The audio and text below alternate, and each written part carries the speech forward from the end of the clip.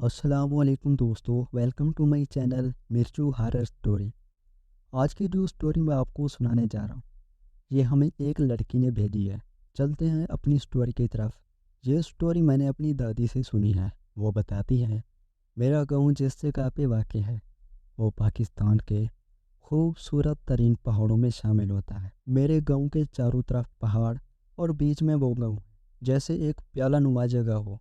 उन्होंने अपने गांव का नाम और अपना नाम मेंशन करने से मना किया है। तो आइए उनकी स्टोरी उन्हीं की ज़ुबानी सुनते हैं। हम जिस जगह रहा करते थे वो एक बहुत खूबसूरत गांव था। उसके आसपास पहाड़ और उन पहाड़ों पे जंगल, कोई खूबसूरत दरख्त। रात को 7 से 8 बजे के टाइम एक अंधेरी रात हो जाती, वो घुप अंधेरा हो जाता। पर उस गांव में एक चीज़ होना शुरू हो जाती। वो ये कि रात की 8 बजते तो एक लड़की के रोने की आवाज़ उस जंगल से आना शुरू हो जाती, जो पहाड़ से आती थी। तो बताती चलूँ, वो खूबसूरत मनाजिर जो दिन में हमें घर से नज़र आते, वो खूबसूरत पहाड़, वो खूबसूरत दरख्त, रात के टाइम वही सब एक खौफनाक मंजर पैदा करते थे। कोई रात में उस जंगल में उन पहाड़ों पे चढ़ने का तस्वर भी नहीं कर सकता। उसको सोच के भी हमें डर लगता है। मेरी दादी बताती है, वो लड़की रात को एक टाइम 8 बजे का फिक्स टाइम था जब हम सब अपने बिस्तरों में लेट जाते, क्योंकि वहाँ की रातें इतनी जल्दी हो जाती कि हमें जल्दी नींद आ जाती। लेकिन अब क्योंकि हम डर चुके थे, उस लड़की की आवाज़ जो कि एक बड़ी दर्द में थी, वो बहुत दर्द में रोती थी। जब उसके रोने की आवाज़ आती, पूरा गांव खौफ ज़दा हो जाता कि पिन ड्रॉप साइलेंट था। वो एक प्याला नुमा एरिया था।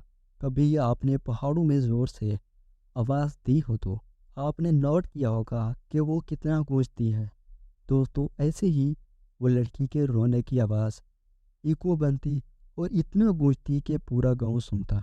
ऐसा नहीं कि बहुत लाउड थी, बहुत स्लो आवाज़ थी, पर वो घर में रो रही होती। गांव के कुछ लोगों ने फैसला किया, उस लड़की का पता लगाया जाए। ये कौन है जो एक मखसूस टाइम पे उस पहाड़ों में आके रोती है। दोस्तों, वहाँ पे एक जिरगा बिठाया जाता है। कुछ कुछ मुअज़्ज़िज़ हजरात जो कि गांव के बड़े थे, वो उस जिरगे में एक टाइम बताते हैं कि रात को इस पैर इस टीम ने उस जगह जाना है और पता लगाना है कि यहाँ पे कौन है। तो आवाज़ बहुत बुरी सरार थे। काफ़ी लोगों ने ये ज़हर भी किया कि वो जैसे किसी रूह की आवाज़ है या कोई चुड़ैल है। हर किसी की अपनी बात थी, पर किसी की बात भी कोई कंफर्म नहीं थी कि आखिर वो कौन थी जो रात के इस पैर उस जगह रोती थी। ऐसा ही होता है, वो टीम तैयार है। रात के 7:30 बजे वो टीम रवाना हो जाती है।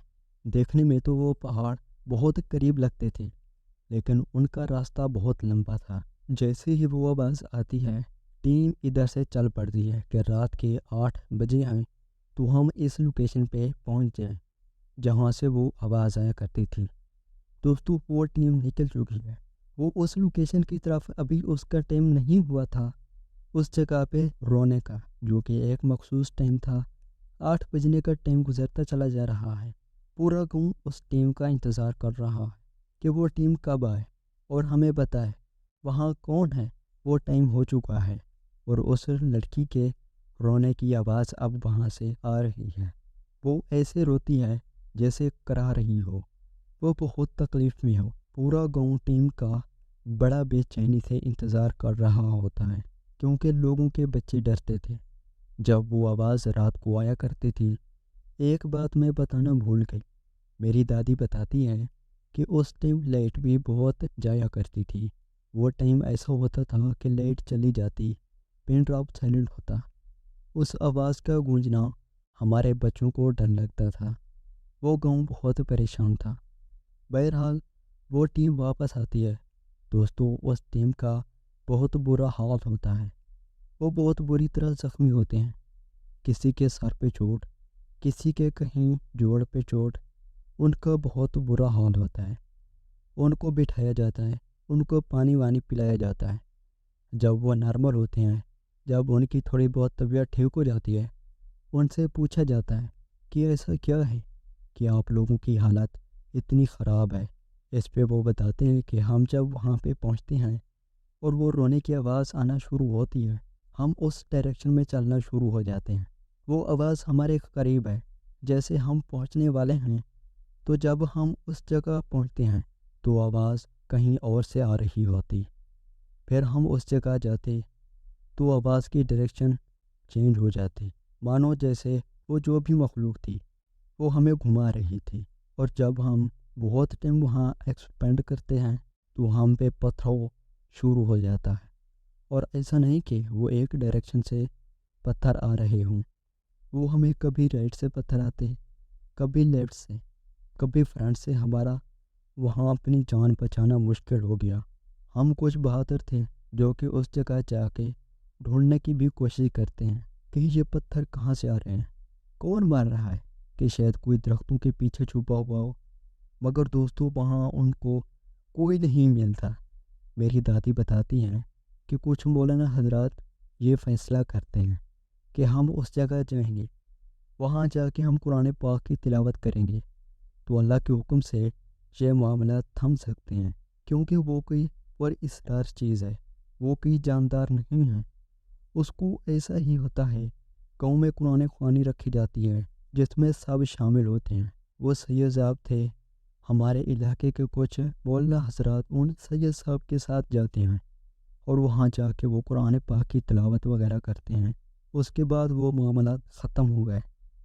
لیکن دوستوں سننے میں آتا ہے، وہ لڑکی میری دادی بتاتی ہے کہ اس کے ساتھ کچھ ایسا ظلم ہوا تھا، اور اس کے بعد اس کو اس پہاڑ سے دھکا دے گیا تھا۔